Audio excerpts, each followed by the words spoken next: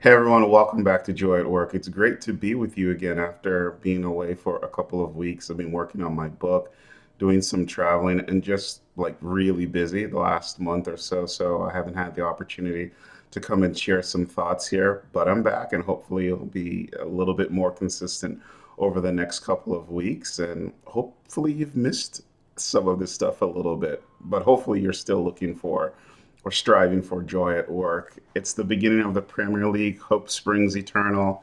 My Arsenal's got a good squad this year, so hopefully we can stay healthy and hopefully we can be competitive all year long. So we'll look forward to talking to that or about that over the course of the football season.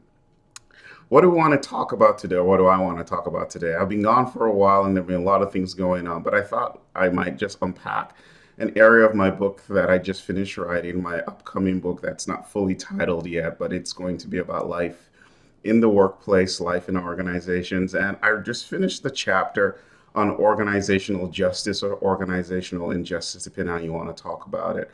And organizational justice is a big topic. It's got so many dimensions to it, but it's really the sense that's a part of it is subjective for sure, or intersubjective, if you want to think about it that way, about whether we're being treated fairly in the workplace or not.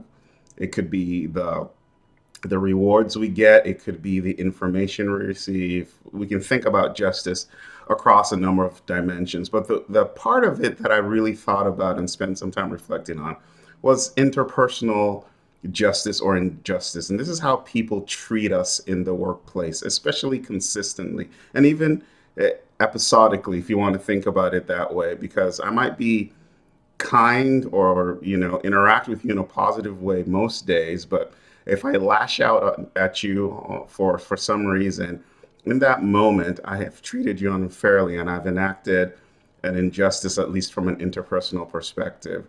And so I was thinking about this and thinking about how much interpersonal injustice exists in the workplace. This is probably, alongside distributive injustice, which I'll talk about maybe in another vlog, the most common and prevalent form of injustice, the way we treat each other in the workplace, especially people in positions of authority, the way they treat people at lower positions, and how you notice this difference or this just injustice is that the way people treat others who are lower than them, if you will, from an organizational structure is not how they would treat people who are above them.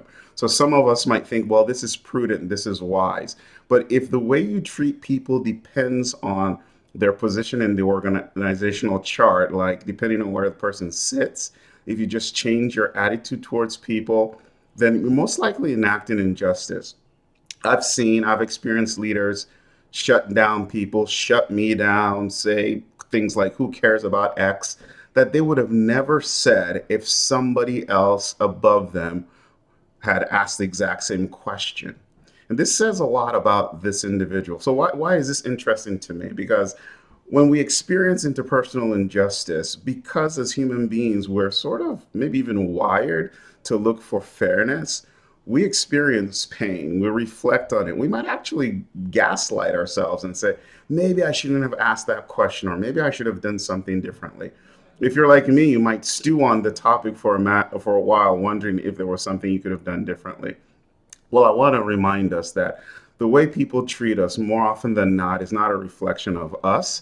It's a reflection of who they are. It's a reflection of just what they value, their moral code, and just who they are. I can't really say it beyond that. It's just who they are. We're getting a mirror into them, or maybe it's a window, but we're seeing into who they are, what kind of person they are, like overall. And so when you experience interpersonal injustice, because you most likely will, don't think to yourself, like, I should have done something differently, I should have acted differently.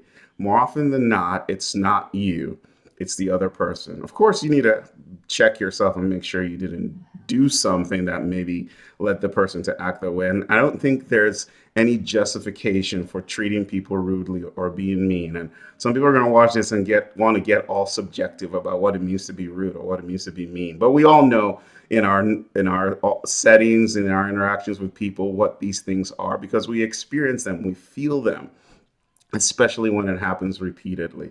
So, how does this connect to experiencing joy at work? Here's the thought. We all experience, or many of us will experience, interpersonal injustice. People will be mean, rude when there was really no need to be, and there are other ways to address a situation. It's not you, it's them. It's not you, it's them. And then each of us on the flip side, if you will, should really seek to not treat people uh, meanly, or be unkind to people even in difficult situations. Let's try to still practice interpersonal justice, and I think that helps us create healthier relationships in the workplace, and it helps us experience joy at work. So hopefully this is helpful. Hopefully, maybe if you experience something this week that's been bothering you and you think it's you, this will encourage you to remember it's not you, it's a reflection of them. And hopefully, you can continue to experience joy at work. And here's my final point: if somebody or somebody's repeatedly treats you in a way that is undeserving, that denies your human dignity, then take it to the folks who deal with these things in your workplace. And if there's no one who deals with these things, then if it is possible, think about leaving for something else. Hope this helps you out. Good to be back. I'll see you next week. Bye.